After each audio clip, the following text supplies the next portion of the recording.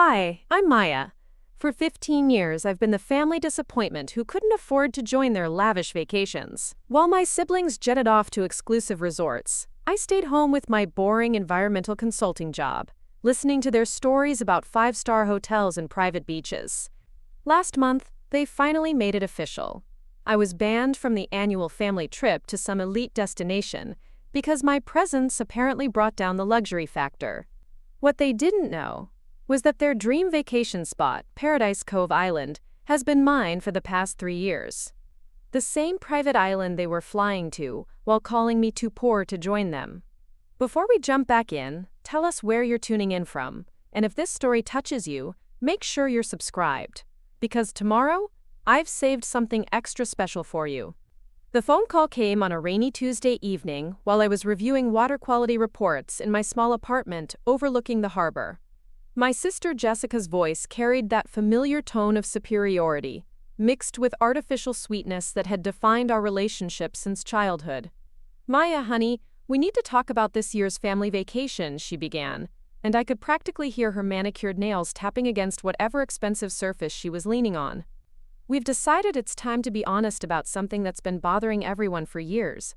I set down my pen and leaned back in my desk chair, watching raindrops race down my window. The harbor lights twinkled below, a view I'd grown to love over the past 5 years of living in this modest one-bedroom apartment that my family constantly criticized as beneath my potential. "What's bothering everyone, Jess?" She sighed dramatically, a sound I'd heard countless times growing up whenever she had to deliver what she considered difficult news. "It's just that your financial situation makes everyone uncomfortable during our trips. The way you order the cheapest items on menus, share rooms to save money, skip the spa treatments and excursions because they're too expensive. It brings down the whole vibe, you know?" I stared at my reflection in the darkening window, seeing my mother's eyes looking back at me. The same eyes that had watched my father build his tech company from nothing. The same eyes that had seen him sell it for hundreds of millions when I was 25. The same eyes that had witnessed the family fortune being distributed primarily to my older siblings while I was left with a modest trust fund because, as my father put it, I needed to learn the value of hard work. "I see," I said quietly, my voice steady despite the familiar sting of exclusion. "It's not personal, Maya. We all love you, but this year we're going somewhere really special. Cove Island. It's this exclusive private island resort that costs $40,000 per person for the week. The kind of place where celebrities and billionaires vacation. We just can't have someone there who's going to complain about prices or make the staff uncomfortable with penny pinching." Cove Island. The name hung in the air like a perfect storm of irony. I closed my eyes and pictured the pristine white sand beaches, the crystal-clear turquoise waters, the luxury eco-resort I'd been developing for the past 3 years. My island. The one I'd purchased with money I'd earned from environmental consulting contracts that my family dismissed as tree-hugging nonsense. "When are you going?" I asked, keeping my voice neutral. "Next month, October 15th through 22nd.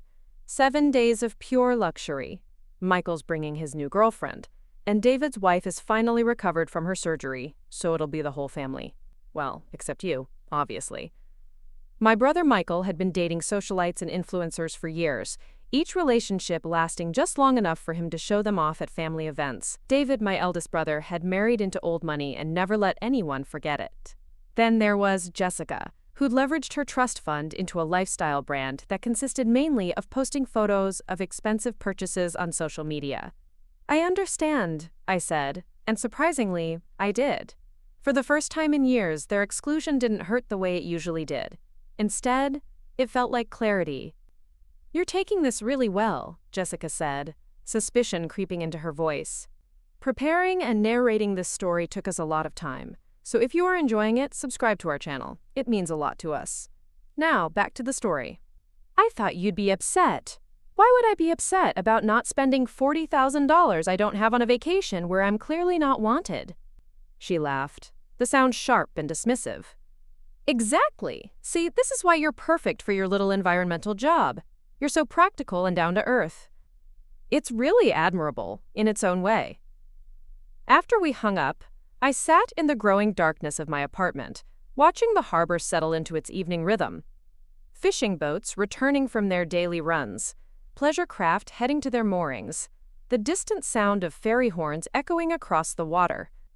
This was the life I'd built for myself, quiet and purposeful, funded by work that actually mattered to me. My family had never understood my choices. When I'd graduated with degrees in environmental science and business, they'd expected me to join David in managing the family investments, or follow Jessica into some form of luxury lifestyle entrepreneurship. Instead, I'd started my own consulting firm, working with governments and private organizations on sustainable development projects. The work was rewarding but not flashy. I spent my days analyzing ecosystems, designing conservation programs, and helping communities balance economic development with environmental protection. It was the kind of career that made a difference but didn't generate the kind of wealth that impressed at cocktail parties. What my family didn't know was that 3 years ago, one of my consulting contracts had changed everything. I'd been hired by a small island nation in the Caribbean to assess the environmental impact of proposed resort development on a chain of privately owned islands. The government wanted to ensure that any development would be sustainable and protect the pristine marine ecosystem. During my 6-month residency on the islands, I'd fallen in love with one in particular.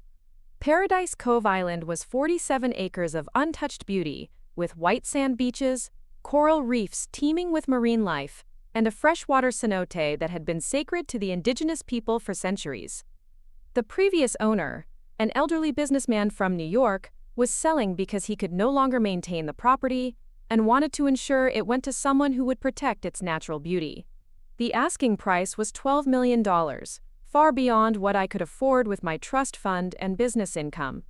But during my assessment, I'd discovered something that changed everything. The island's unique ecosystem and its potential for sustainable ecotourism made it eligible for a series of environmental grants and low-interest conservation loans that I helped establish during my work with the island nation's government. Through a combination of my own funds, conservation loans, grants, and a partnership with a sustainable tourism investment group, I'd managed to structure a deal that made the purchase possible. The catch was that the island had to remain in its natural state, with any development limited to small-scale, environmentally sustainable tourism. For the past 3 years, I'd been quietly developing Paradise Cove Island into exactly the kind of exclusive eco-resort destination that my family now thought was beyond my reach. Working with local architects, marine biologists, and sustainable technology companies, we'd created a luxury experience that left virtually no environmental footprint. The resort featured 12 private villas built from reclaimed materials and powered entirely by solar and wind energy. Fresh water came from a sophisticated rainwater collection and purification system. All waste was processed through innovative biological systems that actually improved the island's ecosystem. The kitchen sourced ingredients from on-island organic gardens and local sustainable fishing operations. It was luxury redefined. The kind of place where guests paid premium prices not just for exclusivity and beauty, but for the knowledge that their vacation was actually healing the environment rather than damaging it. The waiting list for accommodations stretched 2 years out, with celebrities, tech executives, and environmental activists competing for the limited booking slots. My phone buzzed with a text from my resort manager, Carlos, a marine biologist I'd met during the initial environmental assessment, who'd become both a close friend and the perfect person to run day-to-day operations. October bookings confirmed. VIP family group checked in for the 15th, 22nd. 7 guests, 3 villas. They specifically requested the premium experience package. Everything ready on our end. I smiled, typing back quickly. Perfect. I'll be arriving the 14th to oversee personally. This is going to be interesting. The next few weeks passed in a blur of preparation. I coordinated with Carlos to ensure every detail of my family's visit would be flawless. They would receive exactly the luxury experience they were paying for, complete with private chefs, guided snorkeling excursions, spa treatments, and access to parts of the island that weren't available to regular guests. The irony was delicious, but it was also an opportunity. For years, my family had dismissed my career and lifestyle choices without ever really looking at what I'd accomplished. They saw my modest apartment and practical car and assumed they understood my entire financial picture. They heard environmental consulting and imagined someone barely scraping by while hugging trees. What they didn't see were the government contracts worth hundreds of thousands of dollars, the successful conservation projects that had established my reputation internationally, and the investment portfolio I'd built through careful, socially responsible choices that often outperformed the traditional markets my brothers favored. The environmental sector had exploded over the past decade, and I'd positioned myself at the forefront of sustainable development consulting. My client list included 3 national governments, 2 major international conservation organizations, and a growing number of private corporations seeking to genuinely reduce their environmental impact rather than just engage in greenwashing. But beyond the professional success, there was something deeper driving my anticipation of the upcoming week. For 15 years, I'd watched my family jet off to exclusive destinations while I stayed home, not because I couldn't afford to join them, but because their version of luxury travel felt hollow to me. Massive resort complexes that destroyed local ecosystems, all-inclusive packages that isolated tourists from local communities, and experiences that prioritized consumption over connection. Paradise Cove Island represented everything I believed luxury travel could be. Exclusive and beautiful, yes, but also meaningful and restorative. Guests left feeling not just relaxed and pampered, but connected to the natural world, and more aware of their impact on the environment. My family was about to experience the vacation of their dreams without realizing they were also participating in one of the most successful environmental restoration projects in the Caribbean. The resort's presence had allowed us to establish a marine sanctuary around the island, fund local conservation education programs, and create sustainable employment for the surrounding island communities. 3 days before their departure, Jessica called again, this time with an edge of anxiety in her voice that was unusual for her typically confident demeanor. "Maya, I need to ask you something, and please don't take this the wrong way. You're not going to do anything weird while we're gone, are you?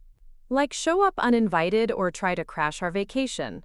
I paused in the middle of packing my own suitcase, holding a sundress that I'd purchased from a sustainable fashion company in Costa Rica. "What would give you that idea?" "It's just that you took the whole exclusion thing so well, and Mom mentioned you seemed almost happy about it. You're not planning some kind of revenge, are you?"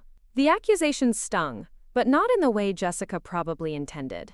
It revealed just how little she understood me, how readily she assumed the worst about my character, rather than considering that I might simply have my own life and plans. "Jess, I have my own work and commitments. I'm not going to chase after a family vacation where I'm not wanted."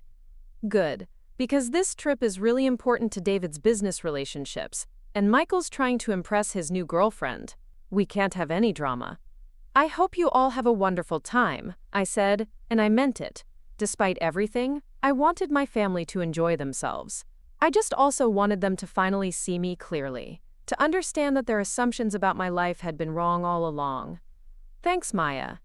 And hey, maybe next year if your business picks up, you can join us somewhere more in your budget range." After she hung up, I continued packing.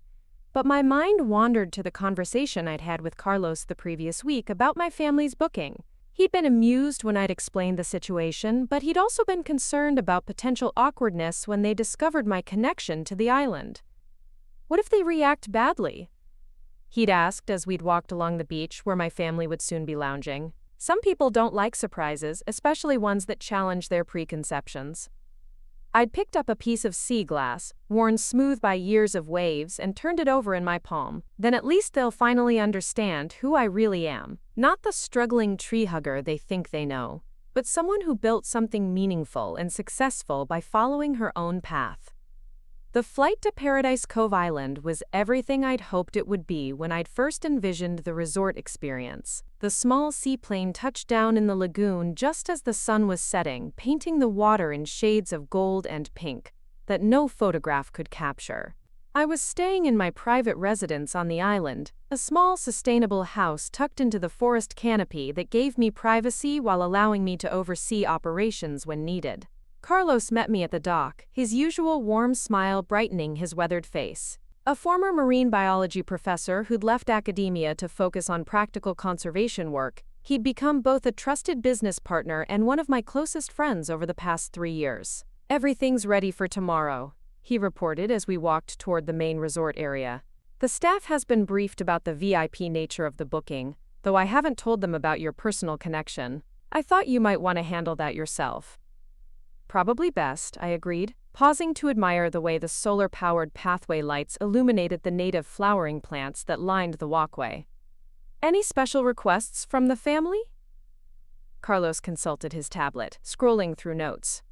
Your sister Jessica specifically asked about photographer services for social media content. Your brother Michael requested information about water sports and asked if we could arrange deep-sea fishing. David inquired about business meeting facilities. Apparently he's hoping to work on some deals while he's here. I shook my head, amused but not surprised. Even on vacation, my family couldn't resist the urge to perform their success for others to see. Jessica's lifestyle brand depended on a steady stream of luxury travel content. Michael approached every vacation as an opportunity for adventure sports that would impress his social circle.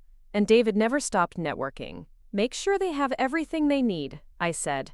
I want this to be genuinely the best vacation they've ever had. The next morning I woke before dawn and took my usual morning swim in the cenote, the sacred freshwater pool at the island's heart. The water was crystal clear and perfectly temperature-controlled by underground springs, surrounded by limestone walls covered in native orchids and bromeliads.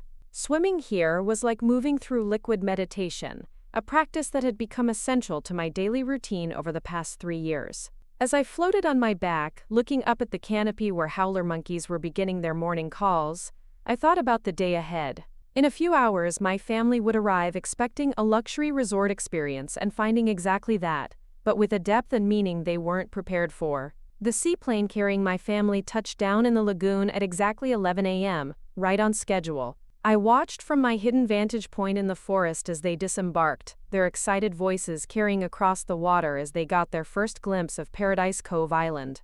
Jessica was filming everything with her phone, already narrating for her social media audience. Oh my God, you guys, this place is absolutely incredible. Look at this water. Look at these beaches. This is what $40,000 gets you. Michael was scanning the horizon, probably planning his water sports activities, while David was already on his phone, likely checking emails despite the fact that they'd been on the island for less than 5 minutes. David's wife, Patricia, was taking photos of everything, her designer vacation wardrobe clearly chosen for maximum Instagram impact. Michael's girlfriend, a model named Amber, who I'd never met but had seen in Jessica's social media posts, was posing against various backdrops while Michael played photographer. My parents completed the group, looking every inch the successful retirees they were. My father, still handsome and commanding at 68, surveyed the island with the appraising eye of someone who'd built wealth through recognizing valuable opportunities. My mother, elegant in flowing linen and carefully chosen jewelry, was already making mental notes about the resort's design and service quality. Carlos greeted them personally, as he did all our VIP guests, explaining the island's unique features and sustainable luxury concept as he led them toward their accommodations.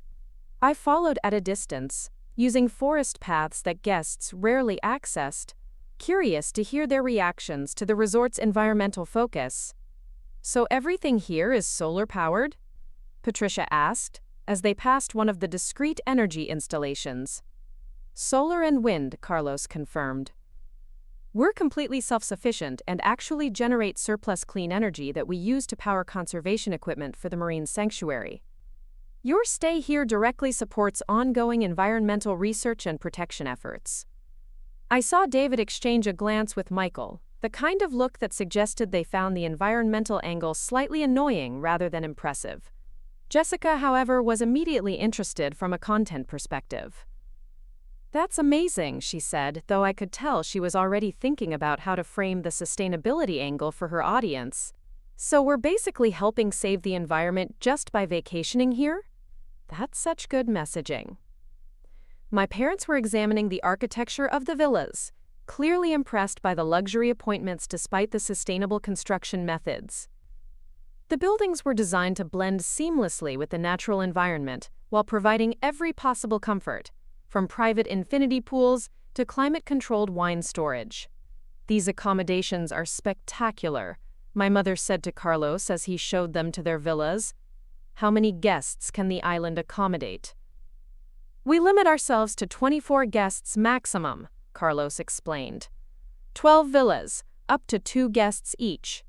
We found that smaller numbers allow for a more personalized experience while minimizing environmental impact. Smart business model, my father commented. His entrepreneur instincts clearly engaged. Exclusivity drives premium pricing. Who owns the island, if you don't mind me asking? Carlos smiled diplomatically. The owner prefers to maintain privacy, but I can tell you that she's deeply committed to sustainable luxury tourism and marine conservation. I smiled at his careful phrasing. We'd agreed that he would reveal my ownership gradually, allowing my family to experience the resort first before learning the truth about who had created it. Over the next 2 days, I watched my family settle into the rhythm of island life. Jessica documented everything for her social media, marveling at how the sustainable features somehow made the luxury feel more authentic rather than less. Michael threw himself into water sports with enthusiasm, taking guided snorkeling tours of the marine sanctuary and deep-sea fishing excursions that followed strict catch-and-release protocols. David initially chafed at the limited Wi-Fi and cellular service, part of our commitment to helping guests disconnect from their digital lives. But gradually, I saw him beginning to relax in ways that suggested he rarely allowed himself to truly stop working. Patricia spent her time at the spa, where treatments featured locally sourced ingredients and traditional healing practices from the indigenous communities. My parents took nature walks with one of our marine biologists, learning about the island's ecosystem and the conservation work that their visit was supporting. Most surprisingly, Amber turned out to be genuinely interested in environmental issues, asking thoughtful questions about marine conservation and sustainable tourism during her conversations with staff members. On their 3rd day, I decided it was time to begin revealing myself. I started by accidentally encountering Jessica on one of the island's walking trails while she was filming a sunrise yoga session. "Maya?" she said, stopping mid-pose in complete shock. "What are you doing here?" I was dressed in simple hiking clothes, carrying a marine biology field guide, looking every inch like a resort guest who'd risen early for some nature photography. "Oh my God, Jess, what are the odds?" I said, injecting just the right amount of surprise into my voice. "I'm here on a work project, doing environmental assessment consulting for the resort. I had no idea you were going to be here." Her expression cycled through confusion, suspicion, and annoyance in rapid succession. "This is our private family vacation, Maya. The one you were specifically not invited to. You can't just show up and crash it." "I'm not crashing anything," I said calmly. "I've been here for a week already, working. I'm staying in the research facility, not even in the guest areas. I had no idea you'd booked this place until I saw you just now." She stared at me for a long moment, clearly trying to decide whether to believe me. "What kind of work?" "Marine ecosystem assessment. The resort wants to expand their conservation programs, so they hired my firm to evaluate options for sustainable development." All of which was technically true, just not complete. "I thought you couldn't afford places like this," she said, her voice carrying the familiar edge of superiority. "I can't afford a vacation here," I corrected. "But consulting contracts are different. The resort is paying me to be here, not the other way around." Understanding dawned on her face, and with it, a slight shift in how she was looking at me. For the first time, she seemed to be considering that my work might be more substantial than she'd realized. "How much do environmental consultants make anyway?" she asked. And I could see her trying to reconcile my modest lifestyle with the kind of expertise that would be valued by a resort like Paradise Cove. "It depends on the project," I said diplomatically. "But specialized knowledge in sustainable development is in high demand these days, especially when you can help luxury businesses operate profitably while actually improving environmental conditions." That afternoon, word of my presence spread through the family. Michael found me examining coral formations in the lagoon and peppered me with questions about marine life that revealed a genuine curiosity I'd never seen from him before. David cornered me at dinner, wanting to understand the business model of environmental consulting and how it related to the luxury tourism industry. My parents' reaction was the most complex. They were clearly uncomfortable with the coincidence of my being there, But they were also beginning to see me in a different context. Here, surrounded by evidence of environmental expertise and sustainable luxury, I wasn't their struggling daughter who needed guidance. I was a professional whose knowledge was obviously valued by sophisticated business operators. "I still don't understand how you ended up here specifically," my mother said as we sat watching the sunset from the main pavilion. "Of all the places we could have chosen for vacation, you're working at the exact same resort?" "It's a small world in sustainable luxury tourism," I said, which was absolutely true. There are only a handful of places doing this kind of high-end environmental work successfully. My firm gets called in for assessments at most of them eventually. "What exactly does your firm do?" my father asked, his tone more respectful than I was used to hearing. I explained my work in broad terms, describing the complexity of balancing luxury tourism with environmental protection, the international scope of my projects, and the growing market demand for authentic, sustainable experiences. As I talked, I watched their expressions change, saw them beginning to understand that environmental consulting wasn't the small-scale, poorly paid work they'd imagined. "That actually sounds quite lucrative," David said thoughtfully. "The intersection of luxury markets and environmental compliance. I imagine businesses in that space are willing to pay premium rates for expertise." "They are," I confirmed. "Especially when the alternative is bad publicity or regulatory problems. A well-designed sustainable system can actually save money while improving the guest experience." For the first time in my adult life, I saw my family looking at me with something approaching professional respect. Not the patronizing tolerance they usually showed for my environmental phase, but genuine interest in what I'd built and accomplished. But the real revelation was still to come. The morning of their 4th day on the island brought the kind of perfect Caribbean weather that travel brochures promise but rarely deliver. Crystal blue skies, gentle trade winds, and water so clear you could see tropical fish swimming 30 feet below the surface. I was completing my morning documentation of the coral reef restoration project when I heard familiar voices approaching the research station. "Maya," my mother called out, waving from the pathway that led to the marine biology lab. "We were hoping to find you. Could we see what you're working on?" This was unprecedented. In all my years of environmental work, my family had never once asked to see my projects or understand what I actually did for a living. They were dressed in resort casual wear, clearly on their way to some planned activity, but they'd made a detour to find me. "Of course," I said, setting down my underwater camera and water quality testing equipment, though I should warn you, it's pretty technical stuff. "We'd like to learn," my father said, and there was something different in his tone. The dismissive undertone that usually accompanied his interactions with my work was absent, replaced by what sounded like genuine curiosity. I led them into the research facility, a state-of-the-art laboratory disguised as a rustic beach hut to maintain the island's aesthetic. Inside, banks of monitoring equipment tracked everything from water temperature and pH levels to fish population dynamics and coral growth rates. Wall-mounted displays showed real-time data from sensors placed throughout the marine sanctuary. "This is incredible," Patricia said, examining a detailed map showing the underwater topography and coral formations around the island. "I had no idea there was so much science involved in running a resort." "Most guests don't see this side," I explained, pulling up data on one of the computer screens. "But sustainable luxury requires constant monitoring and adjustment. We track over 200 environmental variables to ensure that tourism activities don't damage the ecosystem." David was studying the financial projections displayed on another screen, his business instincts immediately focusing on the numbers. "These conservation programs generate revenue?" "They're essential for long-term profitability," I said, warming to a subject I'd spent years developing expertise in. "Marine sanctuaries attract premium ecotourists who pay higher rates for authentic environmental experiences.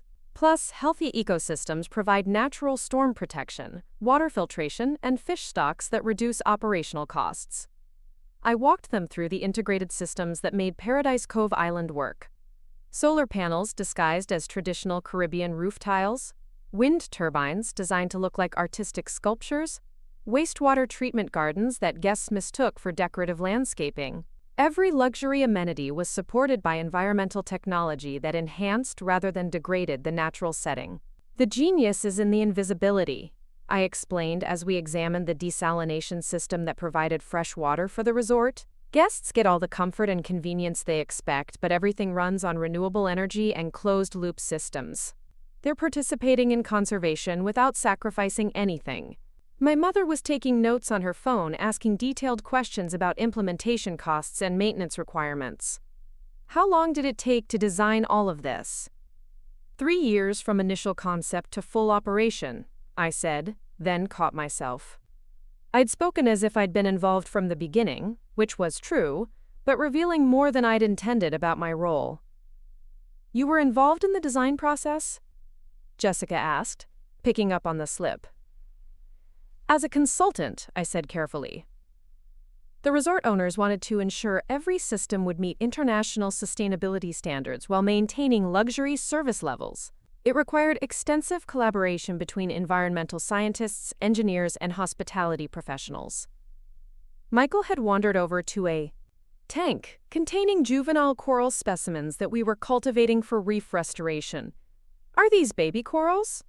Coral polyps that were growing in controlled conditions before transplanting them to damaged reef areas, I confirmed. Climate change and ocean acidification have stressed coral systems worldwide, but we can help them recover by providing protected nursery environments. That's actually amazing, Amber said, joining Michael at the tank. I've done some modeling work for environmental organizations, but I've never seen conservation projects at this scale before. As we continued the tour, I found myself enjoying the experience of finally sharing my work with my family. For years, their dismissal of my career had made me defensive and secretive about my accomplishments. Now, seeing their genuine interest and growing respect, I realized how much I'd wanted them to understand what I'd been building. The questions kept coming throughout the morning. David wanted to understand the business model that made environmental protection profitable. Jessica was fascinated by how sustainability could be marketed to luxury consumers without appearing preachy or guilt-inducing. My parents asked about the broader implications for tourism development in environmentally sensitive areas. The key insight, I explained as we walked along the beach where resort guests were beginning their daily activities, is that true luxury isn't about consuming more resources. It's about accessing experiences and environments that are rare and precious. Protecting ecosystems actually increases their value to discerning travelers. So environmental protection becomes a competitive advantage, my father mused, his entrepreneur mind clearly engaged. Exactly. Paradise Cove Island can charge premium rates precisely because it offers something most resorts can't: the guarantee that your vacation is making the environment better, not worse. That afternoon brought the first real test of how much my family's perception of me had shifted. Carlos approached me with a concerned expression as I was reviewing water quality data from the morning's testing. "We have a situation," he said quietly. "The marine sanctuary sensors are showing unusual temperature spikes in the northern reef section. I think we need to implement emergency cooling protocols." This was the kind of crisis that tested everything we'd built into the island's systems. Rising water temperatures could trigger coral bleaching, potentially damaging years of restoration work. But the cooling protocols were expensive to run and would require temporarily restricting guest access to some of the island's most popular snorkeling areas. "How long do we need?" I asked, already running through the decision matrix in my head. 48 hours minimum to determine if it's a temporary spike or something more serious. We'll need to close the northern lagoon and run the emergency cooling system at full capacity. I was calculating the environmental and financial implications when I realized my family had overheard the conversation. They'd been nearby when Carlos approached, and now they were watching with curious expressions as we discussed the crisis. "Is there a problem with the resort?" my mother asked, concern evident in her voice. Carlos glanced at me uncertainly. We'd agreed to keep my ownership private, but the emergency required decisions that only the island's owner could make. "It's an environmental issue," I said carefully. "Water temperatures in part of the marine sanctuary are higher than normal. The question is whether to implement expensive emergency measures that might not be necessary or risk potential damage to the coral reef." "What would you recommend?" my father asked, and I realized he was addressing me as if my opinion carried significant weight in the decision. I took a deep breath, knowing that what I said next would reveal more about my role than I'd intended. We implement the cooling protocols immediately. The potential cost of coral damage far exceeds the expense of emergency measures, both environmentally and financially. You can make that decision? David asked, his business instincts clearly picking up on something important. Before I could answer, Carlos's radio crackled with an update from the marine monitoring team. Temperature spike confirmed in grid 7. Recommend immediate activation of thermal management system. Do it, I said without hesitation. Full protocols, 48-hour minimum. Notify guests about the lagoon closure and offer alternative activities. Carlos nodded and hurried off to coordinate the emergency response. My family stood watching me with expressions ranging from confusion to dawning realization. Maya, Jessica said slowly, what exactly is your role here? The moment of truth had arrived sooner than I'd planned, but perhaps that was for the best. I'd been gradually revealing pieces of my actual life and accomplishments, but the crisis had forced me into a position where my authority was impossible to hide. Let's go somewhere we can talk privately, I said, leading them toward my personal residence hidden in the forest canopy. The walk through the jungle path gave me time to think about how to explain what they were about to learn. For 3 years, I'd been building something extraordinary while they dismissed my career as tree-hugging charity work. Now they were about to discover that their struggling sister owned the paradise they'd been enjoying. My house appeared gradually as we climbed the winding path, revealing itself in stages like a secret being unveiled. Built into the hillside using sustainable architecture that blended seamlessly with the forest, it was modest by luxury resort standards but perfectly suited to island living. Solar panels were disguised as part of the roof structure, rainwater collection systems looked like decorative water features, and the entire building seemed to grow organically from the landscape. "This is where you're staying?" Patricia asked, clearly impressed by the sophisticated design.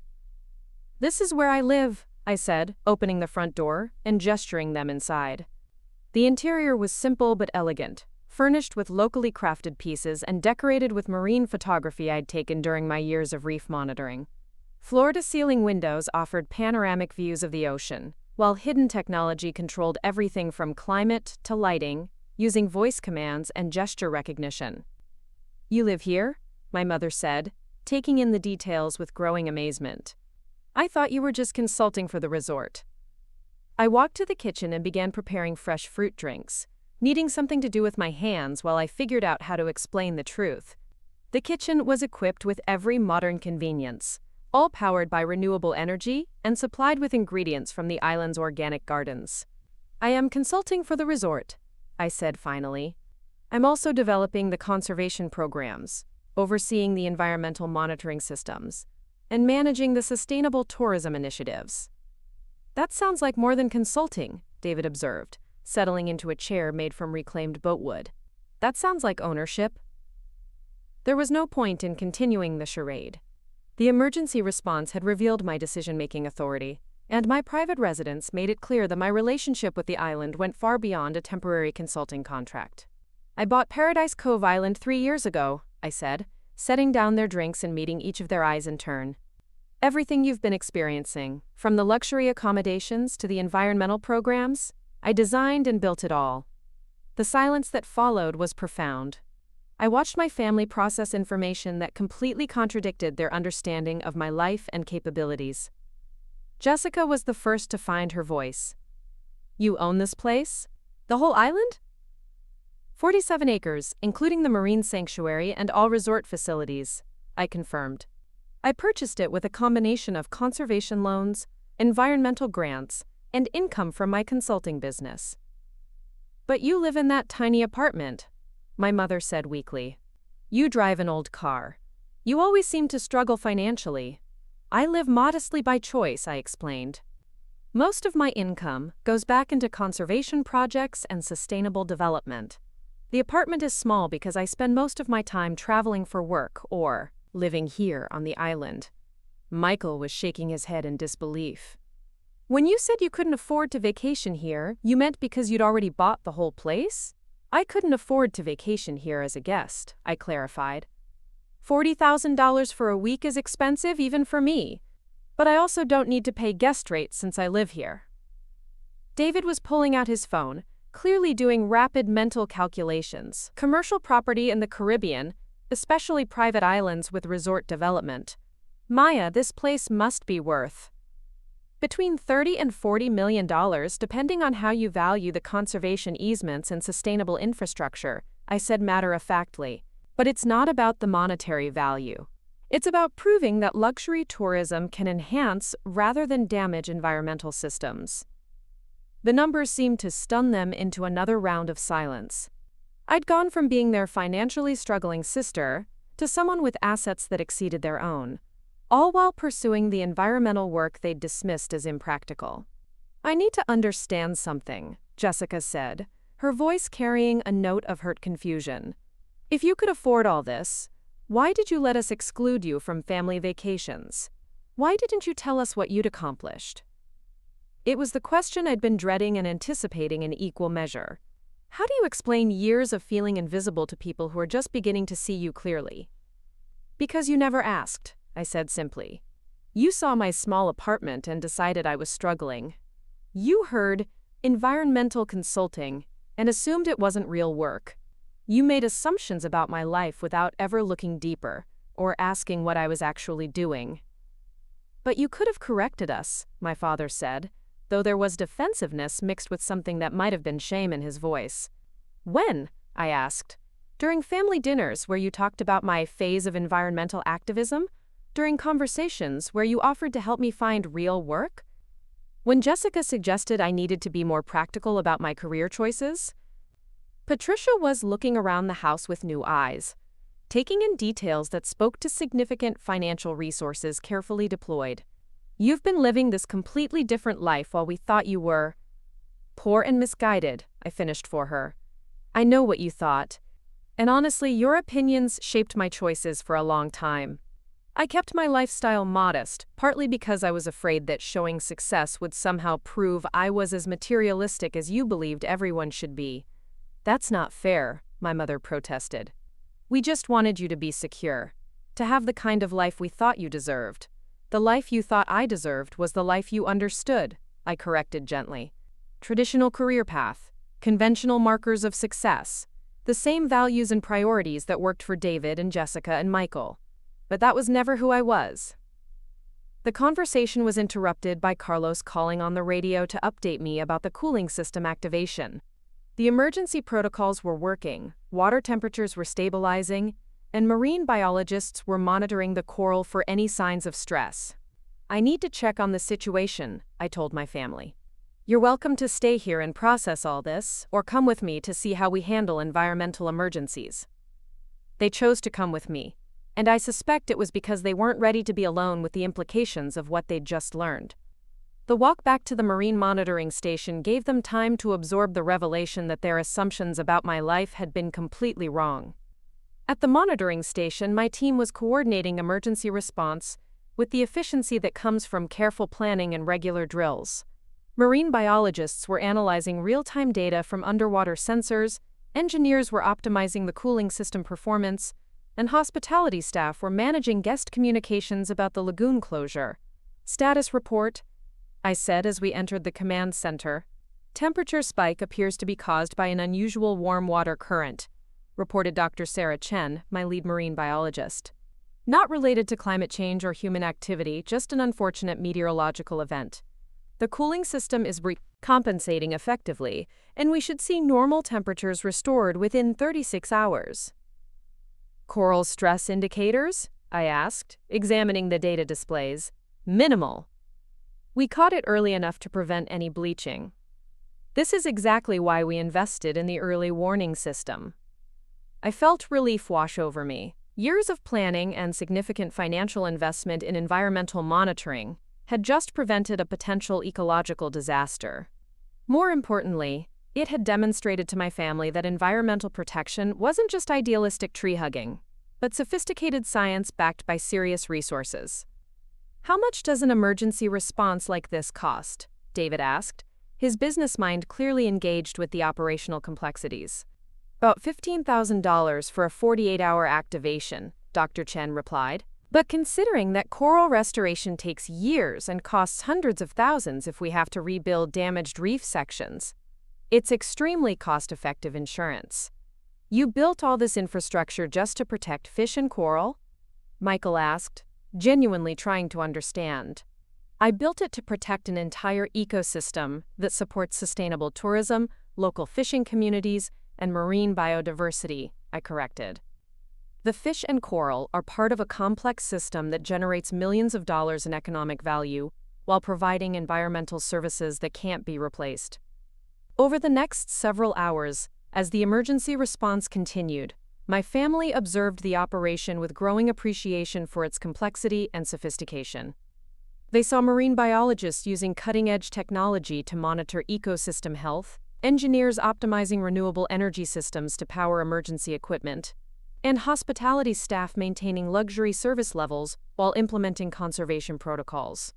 This is like watching a small corporation focused entirely on environmental protection, Patricia observed as we reviewed system performance data.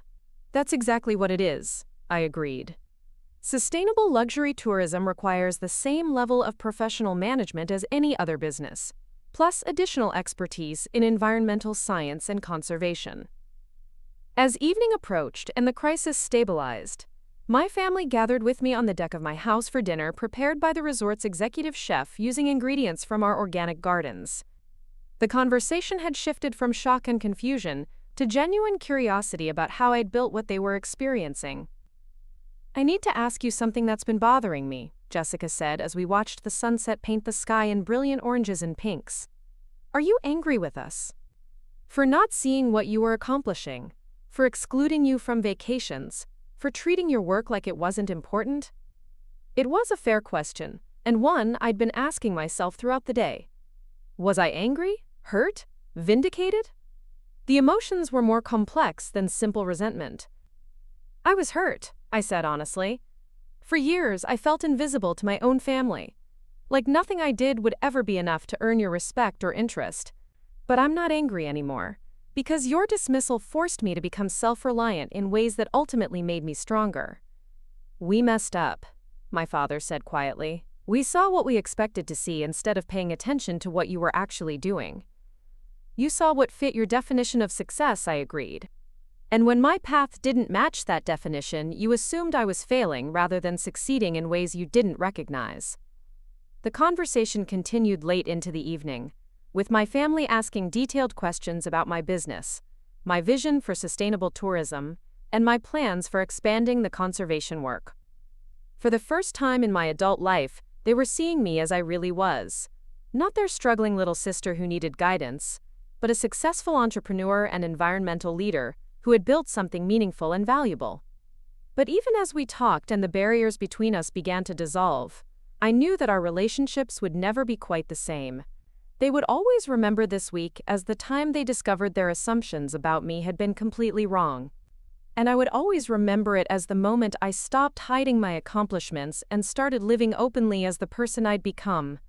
The emergency response had revealed more than just my ownership of the island. It had shown my family that environmental work could be sophisticated, profitable, and impactful in ways they'd never imagined. More importantly, it had forced them to confront their own biases about what constituted valuable work and meaningful success. As the night deepened and tropical stars emerged overhead, I felt something shifting in the family dynamics that had defined my life for so long. Not a complete transformation, but a beginning. An acknowledgement that there were ways of being successful that they'd never considered, and that their youngest daughter had been quietly pursuing excellence in fields they'd dismissed without understanding. Tomorrow would bring new conversations, deeper reckonings, and the beginning of relationships built on seeing each other clearly rather than through the lens of old assumptions. But tonight, for the first time in years, I felt truly seen by my family. Not as the person they thought I should be, but as the person I had chosen to become. The next morning brought an unexpected challenge that would test whether my family's newfound respect was genuine or merely surface-level politeness.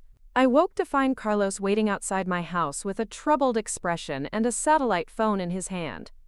"We have a problem," he said without preamble. "Hurricane Elena has shifted course. The Meteorological Service is now predicting it could pass within 50 miles of the island in 3 days. I felt my stomach drop. Hurricane season in the Caribbean was always a concern, but we designed Paradise Cove Island's infrastructure to withstand Category 3 storms. Elena, however, was currently a Category 4 and intensifying. "What's the evacuation protocol timeline?" I asked, already running through the complex logistics in my head. 48 hours maximum to get all guests and non-essential staff to safety. But here's the complication. Carlos hesitated. Your family specifically booked this week because it was the only time all of them could coordinate their schedules. If we evacuate now, there's no way to reschedule within the next 6 months. I looked out at the perfectly calm morning, the azure waters showing no hint of the massive storm system churning its way toward us. In 3 days, those same waters could be 20-foot swells driven by 100-mile-per-hour winds. Guest safety comes first, I said without hesitation. Always. Schedule the evacuation flights for this afternoon. As Carlos coordinated with our emergency response team, I walked down to the main resort area to find my family. They were gathered at the breakfast pavilion, leisurely enjoying fresh tropical fruit and coffee while planning their day's activities. The contrast between their relaxed vacation mood and the crisis I was managing felt surreal. "Good morning," my mother said warmly as I approached. "We were just discussing whether to take the glass-bottom boat tour or try the deep-sea fishing today." "Actually, we need to talk about a change in plans," I said, settling into an empty chair at their table. "There's a hurricane approaching the Caribbean. We need to evacuate the island this afternoon." The announcement created immediate chaos. Jessica dropped her coffee cup, Michael started checking weather apps on his phone, and David immediately went into crisis management mode. "How serious is this?" my father asked, his tone shifting to the business-like demeanor I remembered from his corporate days. "Serious enough that I'm not taking any chances with guest safety. Hurricane Elena is currently a Category 4 storm, and while it might weaken before reaching us, the risk is too high to ignore." "But we still have 3 days left of vacation," Jessica protested. "We paid $40,000 each for this week. Can't we just wait and see if the storm actually hits?" I felt a familiar frustration rising in my chest. Even after yesterday's revelations about my expertise and success, Jessica's first instinct was still to question my judgment when it inconvenienced her plans. "No," I said firmly. "When it comes to hurricane evacuation, we don't wait and see. We act on the best available information and err on the side of caution." David was studying his phone intently. "The weather services are showing it as possibly weakening to a Category 2 by the time it reaches this area. That doesn't sound like an immediate emergency. Category 2 hurricanes can still generate storm surges of 8 to 10 feet and sustained winds of 100 miles per hour, I explained patiently. This island is designed to handle that level of impact, but only when it's properly prepared and staffed with experienced personnel. Not when it's full of guests who've never been through a Caribbean hurricane." Michael looked up from his own weather research. "What about the other resorts in the region? Are they evacuating too?" "Some are, some aren't. Every property has to make its own risk assessment based on their infrastructure, location, and guest population. Paradise Cove Island has a zero-casualty policy when it comes to severe weather events." I could see the frustration building in my family's expressions. Yesterday, they'd been impressed by my environmental expertise and business acumen. Today, they were experiencing the other side of leadership, making unpopular decisions based on responsibilities they didn't fully understand. "This is ridiculous," Jessica said, her voice taking on the petulant tone I remembered from childhood arguments. "We planned this vacation for months. We coordinated everyone's schedules. And now you're cutting it short because of a storm that might not even hit us?" "I'm cutting it short because I'm responsible for your safety," I replied calmly. "Along with the safety of 12 other guests and 47 staff members currently on the island. Can't people just decide for themselves whether to stay or go?" Patricia asked. "Make it optional evacuation?" I shook my head. "Insurance and liability issues aside, partial evacuation creates more problems than it solves. Emergency personnel can't be divided between guest services and storm preparation. Either everyone leaves or everyone stays, and staying isn't an option I'm willing to consider with this storm track." The conversation was interrupted by one of my marine biology team members, approaching with obvious urgency. Dr. Chen had been monitoring overnight data and had concerning news about how the approaching storm might affect our ongoing conservation work. "Maya, we need to discuss the coral nursery protocols," she said, glancing uncertainly at my family. The transplant timing is critical with Elena approaching. This was exactly the kind of operational decision that revealed the complexity of managing an environmental resort. The coral restoration project represented 3 years of careful cultivation and hundreds of thousands of dollars in research investment. Moving juvenile corals to storm-safe locations was possible but risky. Leaving them in their current nursery sites might mean losing everything if the hurricane brought sustained heavy surf. "What's the recommendation from the marine team?" I asked, falling into the professional discussion while my family listened with growing awareness of the decisions I face daily. "We can relocate 60% of the specimens to the deepwater sanctuary, but we'll lose some to handling stress. The alternative is to shelter them in place and hope the storm surge doesn't reach the nursery depths." Expected survival rates for each option? Relocation, 85% survival, but guaranteed losses from transplant shock. Shelter in place, 95% survival if surge stays below 15 feet. Total loss if it exceeds that. I closed my eyes and ran the calculations, weighing scientific data against financial investment, against years of painstaking conservation work. This was the reality of environmental leadership that my family had never seen, making complex decisions under pressure, with incomplete information and significant consequences. Relocate the nursery stock, I decided. I'd rather lose 15% to handling stress than risk losing everything to storm surge. Dr. Chen nodded and hurried off to coordinate the emergency relocation. My family sat in silence, clearly processing what they'd just witnessed. The casual vacation atmosphere had evaporated, replaced by the sobering reality of crisis management on multiple levels.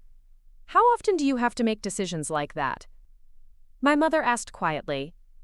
"Every day, though usually not under hurricane conditions," I said. "Environmental management means constantly balancing competing priorities with incomplete information. Guest safety, staff welfare, conservation goals, financial sustainability, regulatory compliance. Every choice affects multiple systems." David was looking at me with what might have been new respect. "That's significantly more complex than I realized. I was thinking of this place as a luxury hotel that happened to be environmentally friendly.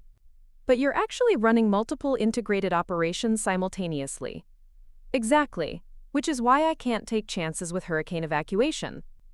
One bad decision here affects everything: guest safety, staff livelihoods, conservation projects, the local community that depends on our economic impact, and the international reputation of sustainable tourism in this region." As the morning progressed, my family watched me coordinate evacuation logistics, with growing understanding of the scope of responsibility I carried. Radio calls with charter flight services, coordination with mainland hotels for guest relocation, protocols for securing research equipment and conservation assets, arrangements for essential staff to remain behind for storm preparation. Jessica documented some of the activity on her phone, but her usual social media enthusiasm was subdued. "I never realized running a resort involved so much crisis management," she admitted as we watched staff members carefully packaging sensitive research equipment.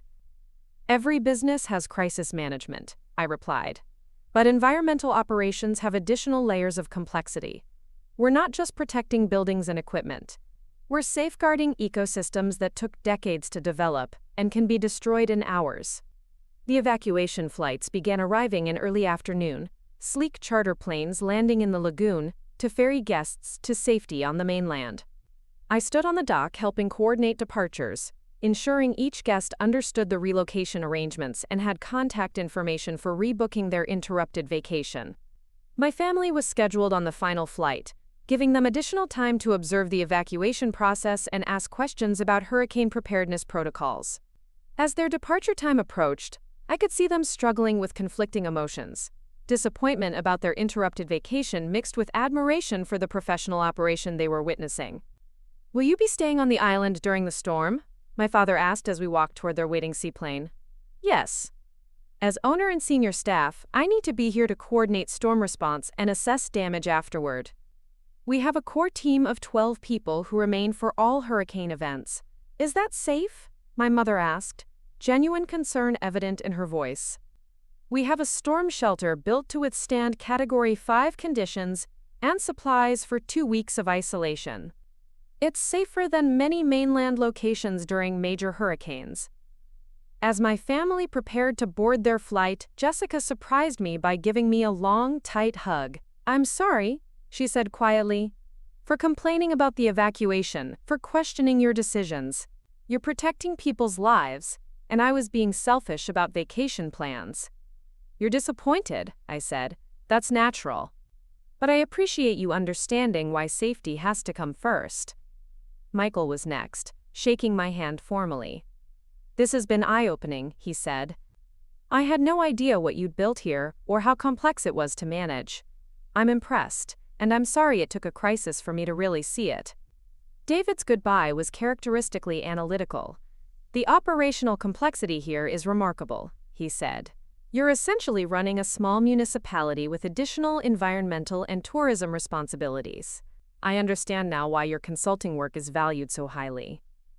My parents' farewells carried the weight of years of misunderstanding finally being acknowledged.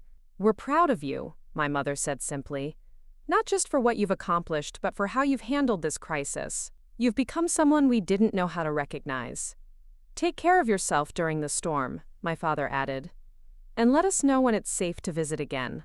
We'd like to learn more about what you're doing here. As their seaplane lifted off the lagoon and disappeared toward the mainland, I felt a complex mix of emotions. Relief that they were safe, sadness that our family time had been cut short, but also a strange sense of completion. For the first time in my adult life, my family had seen me as I really was, a competent professional making difficult decisions under pressure. Someone whose expertise and judgment were worthy of respect. The next 48 hours passed in a blur of storm preparation activity. Securing outdoor equipment, shuttering windows, moving vulnerable electronics to elevated storage, coordinating with mainland emergency services, and monitoring Elena's approach through increasingly sophisticated weather tracking systems. The hurricane ultimately passed 30 miles south of Paradise Cove Island as a Category 3 storm, bringing heavy rain and sustained winds of 90 miles per hour, but avoiding the catastrophic damage that had been possible. Our storm shelter performed perfectly, the renewable energy systems weathered the event without major damage, and the coral nursery relocation proved successful with minimal specimen loss. More importantly, the crisis had revealed something crucial about my relationship with my family. When confronted with my actual responsibilities and expertise, they'd moved beyond their old assumptions and begun seeing me clearly. Not as their struggling little sister who needed guidance, but as a leader capable of making complex decisions under pressure. 3 days after Elena passed, I received a group video call from my family. They were gathered in my parents' living room, eager to hear about storm damage and recovery progress. How did Paradise Cove Island fare? David asked immediately. Better than expected, I reported, showing them live video from the island as staff members cleared debris and assessed systems. Minimal structural damage, all conservation projects intact, and we should be ready to welcome guests again within a week. That's incredible, Jessica said. I've been following hurricane coverage on the news, and some resorts in the region suffered major damage. Preparation and engineering make the difference, I explained. When you design infrastructure specifically for hurricane resilience instead of just hoping storms won't hit, you can weather events that would devastate conventional facilities. The conversation continued for over an hour, with my family asking detailed questions about storm recovery, conservation project status, and plans for resuming operations. For the first time, they were engaging with my work as equals, seeking to understand rather than dismiss. We've been talking since we got back, my mother said as the call was winding down, about how wrong we were about your life and career. We want to make up for lost time, if you're willing. What did you have in mind? I asked. Well, my father said, David has some clients who might be interested in sustainable tourism investments. Jessica wants to learn more about environmental marketing for her brand. And Michael is thinking about organizing adventure travel groups for environmental education. I smiled, recognizing the olive branch they were extending. Not just acknowledgement of their past mistakes, but genuine interest in becoming part of what I'd built. I'd welcome all of that, I said. But on one condition. You engage with this work because it matters to you, not just because you're trying to repair our relationship. Environmental work requires authentic commitment, not just good intentions. We understand, Jessica said. And honestly, seeing what you've accomplished has made me want to redirect my brand toward meaningful content instead of just lifestyle promotion. As we ended the call, I reflected on how dramatically our family dynamic had shifted in less than a week. The hurricane evacuation had been an unexpected test, but it had ultimately strengthened rather than damaged our relationships. They'd seen me handle crisis management with competence and authority, and their respect for my choices had become genuine rather than patronizing. But perhaps more importantly, the crisis had shown them that environmental work wasn't the soft, idealistic career they'd imagined. It required the same business acumen, crisis management skills, and leadership capabilities as any other successful enterprise, plus additional expertise in complex, scientific and regulatory areas. Standing on my deck as evening approached, watching the island return to its normal rhythms after the storm, I felt a profound sense of satisfaction, not just because Paradise Cove Island had weathered Elena successfully, but because my family had finally seen me clearly, the competent, successful, environmentally committed person I'd always been, hidden behind their assumptions about what constituted legitimate work and meaningful achievement. Tomorrow would bring new challenges, coordinating with insurance assessors, resuming conservation research, preparing for returning guests, and managing the ongoing complexities of sustainable luxury tourism. But tonight, for the first time in years, I felt genuinely connected to my family. Not despite my environmental work, but because of it. The girl who'd been excluded from family vacations for being too poor had revealed herself as the woman who owned the paradise they'd dreamed of visiting. But more than that, she'd shown them that success could be measured in ways they'd never considered. In coral reefs restored, in sustainable communities supported, in luxury experiences that enhanced rather than degraded the natural world. The storm had passed, in more ways than one. 6 weeks after Hurricane Elena, I received a call that would change everything between my family and me forever. I was in my office at the Marine Research Station, reviewing quarterly conservation reports, when my phone rang with David's number. "Maya, I need to ask you something important," he said without his usual preliminary small talk. "One of my investment clients is interested in sustainable tourism projects. He's looking to invest $50 million in environmentally responsible resort development. Would you be willing to consult on the project?"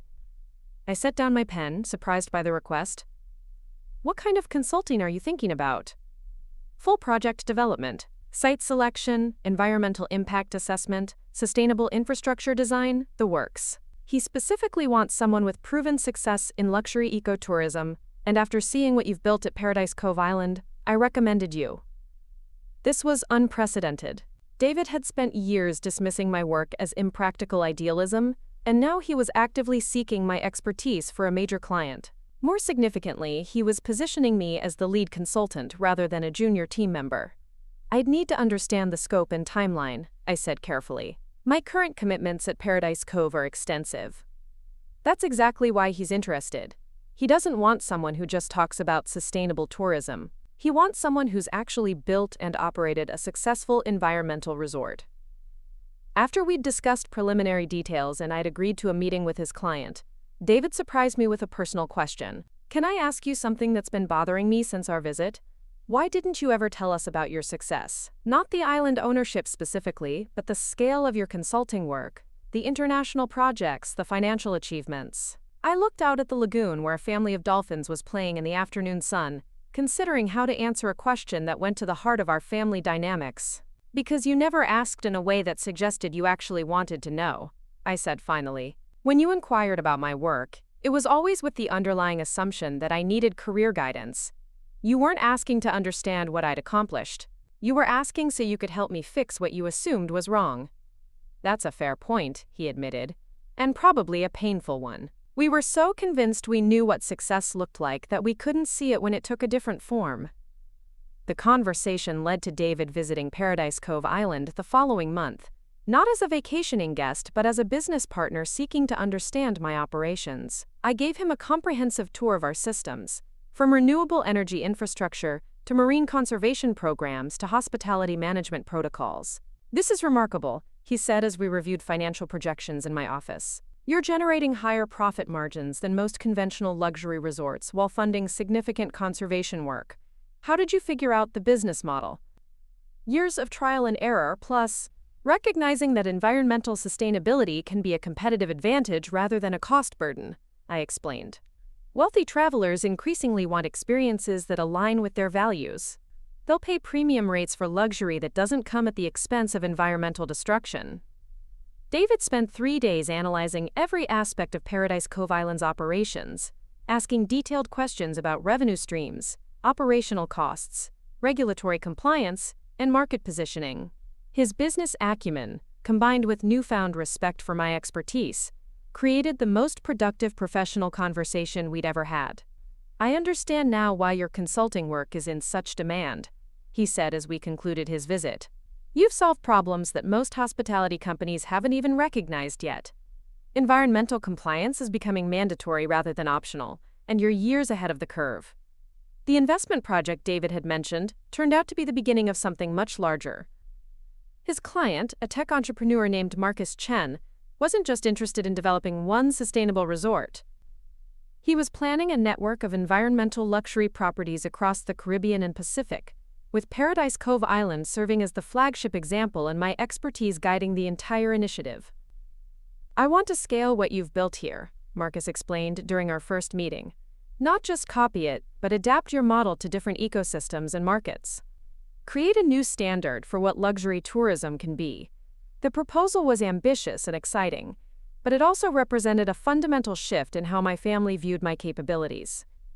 Instead of being the struggling sister who needed support, I was becoming the environmental expert they turned to for major business decisions.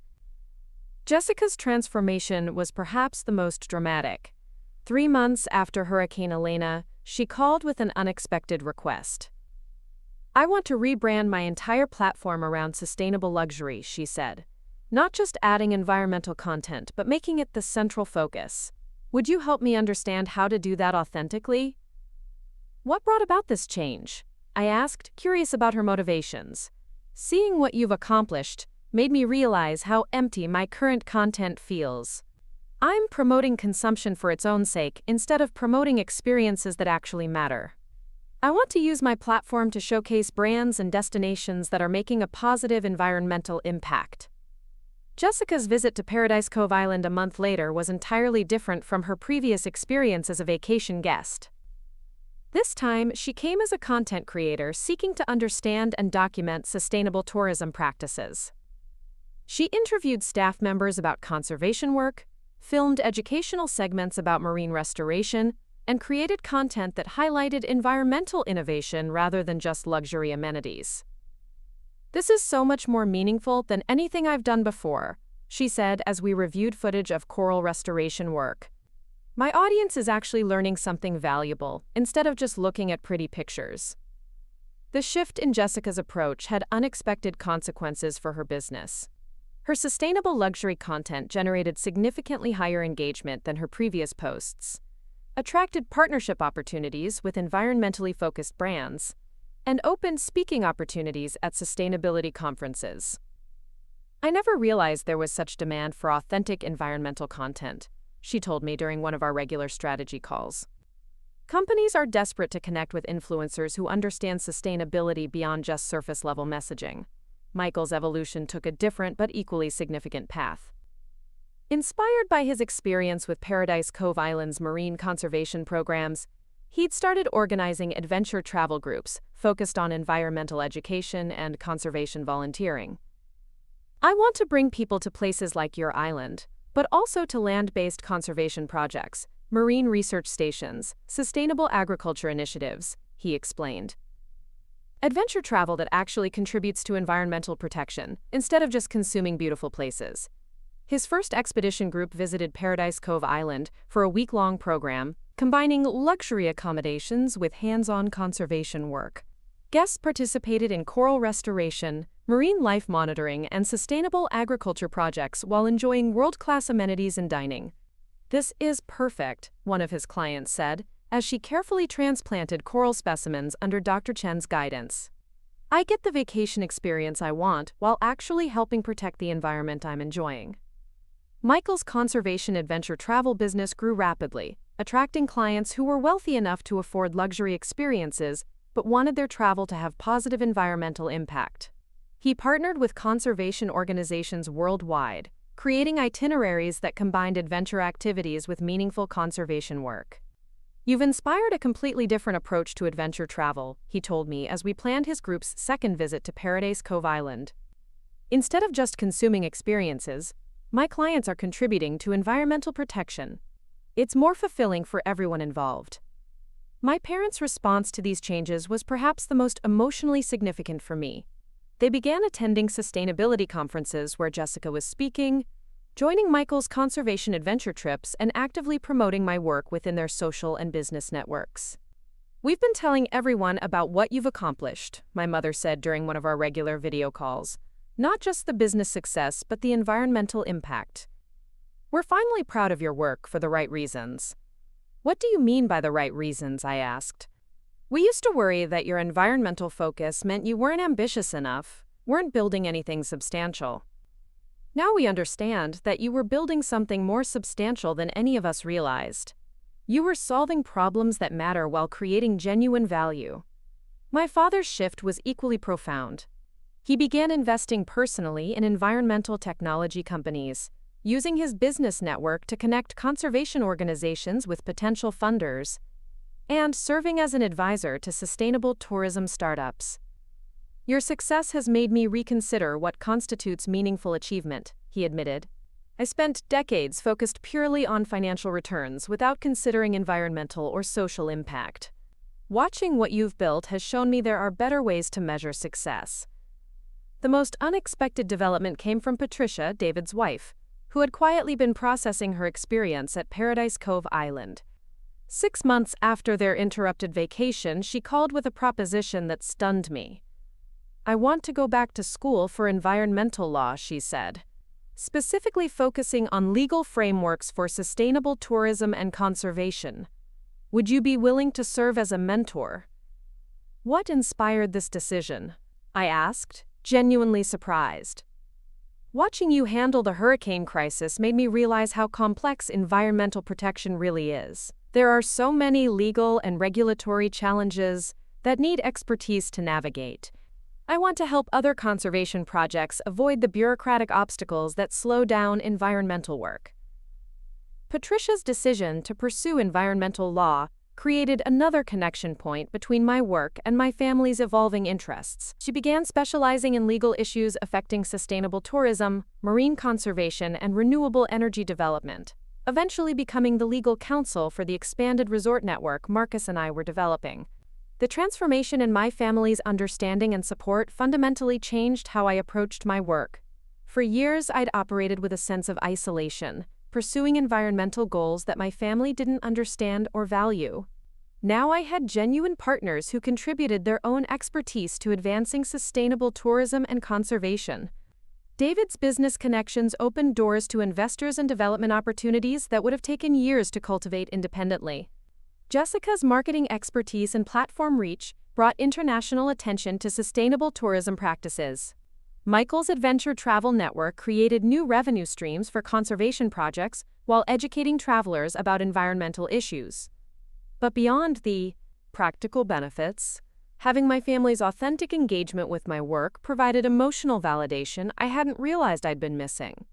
Their initial dismissal of my career had created a defensive isolation that affected how I related to my own achievements. Their newfound respect and partnership allowed me to share successes and challenges in ways that strengthened both my work and our relationships. A year after Hurricane Elena, we held the first annual Paradise Cove Conservation Conference, bringing together environmental scientists, sustainable tourism operators, conservation investors, and policymakers for 3 days of workshops and networking.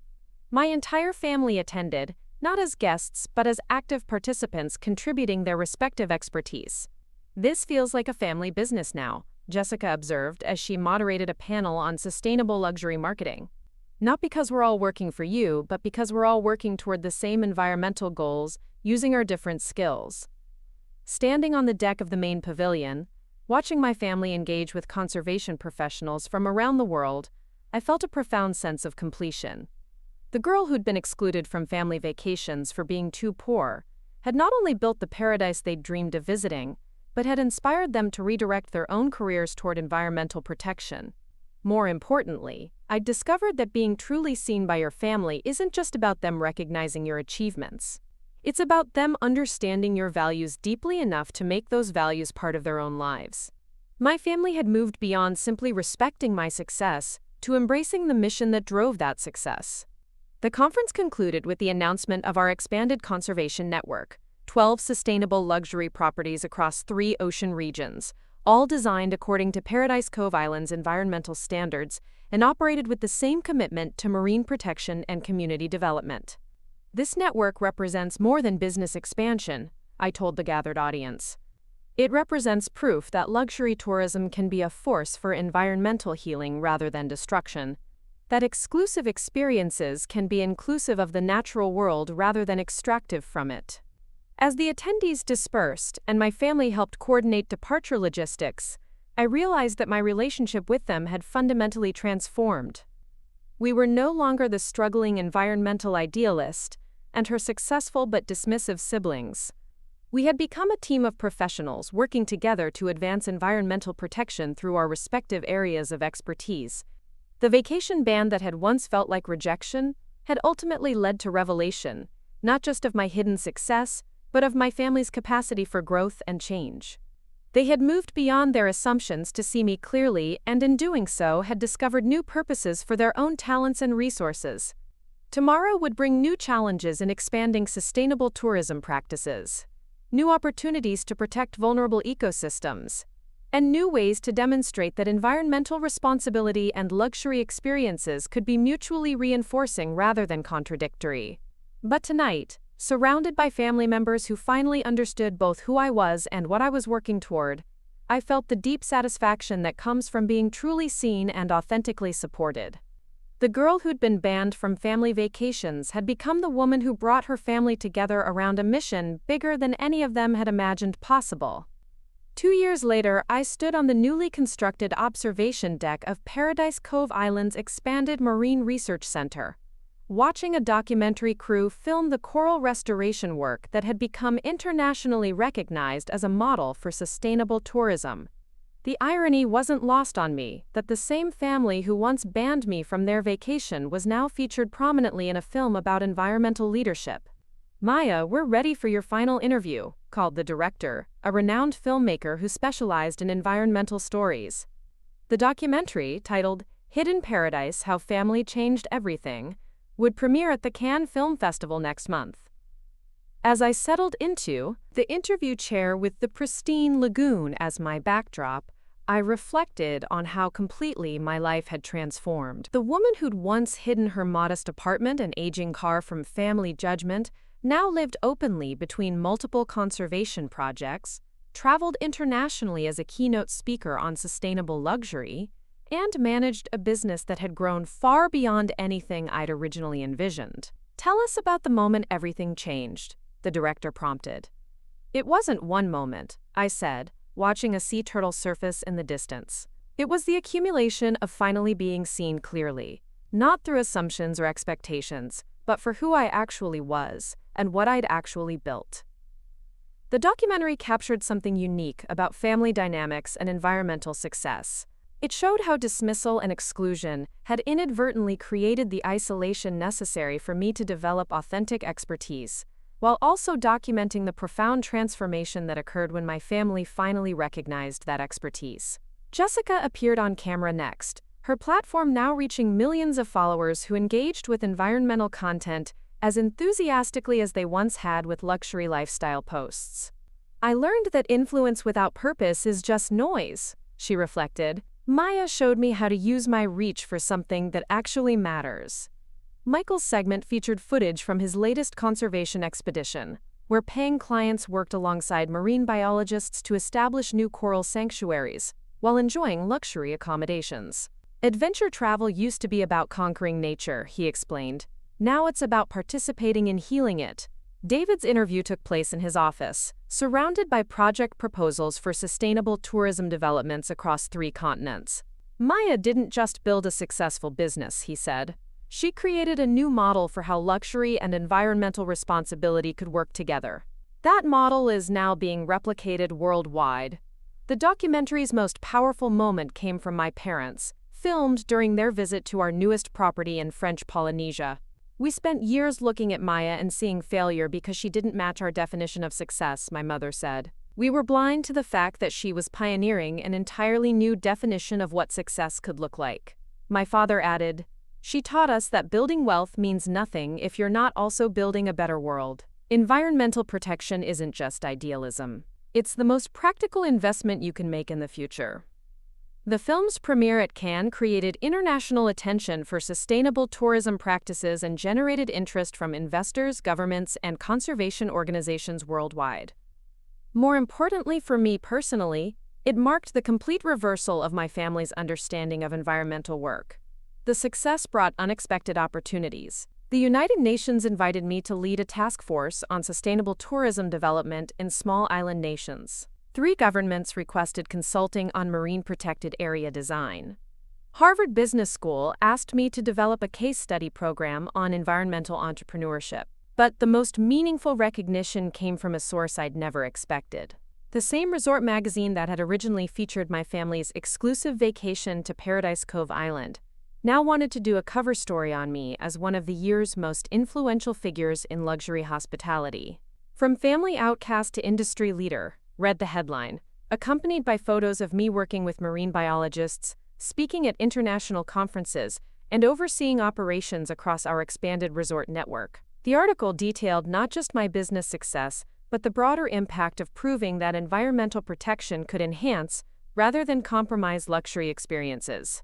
Paradise Cove Island had become a pilgrimage destination for hospitality executives seeking to understand sustainable operations, conservation organizations looking for funding models, and travelers who wanted their vacation choices to align with their environmental values. 6 months after the documentary's release, I received an invitation that brought everything full circle. The same exclusive travel society that my family had belonged to for decades asked me to keynote their annual conference on the future of luxury tourism. Standing before an audience that included many of the people who had once dismissed environmental concerns as incompatible with true luxury, I spoke about the evolution from consumption-based to contribution-based travel experiences. Luxury isn't about having more, I concluded. It's about experiencing meaning.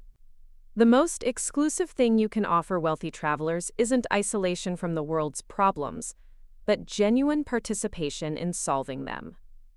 The speech received a standing ovation from an audience that included resort owners, luxury travel advisors, and the kind of ultra-wealthy travelers who could afford to vacation anywhere but increasingly chose destinations that aligned with their values. After the conference, my family gathered for dinner at a restaurant that sourced all ingredients from sustainable agriculture and donated profits to ocean conservation. The conversation flowed easily between personal updates and professional collaborations, environmental challenges, and family celebrations.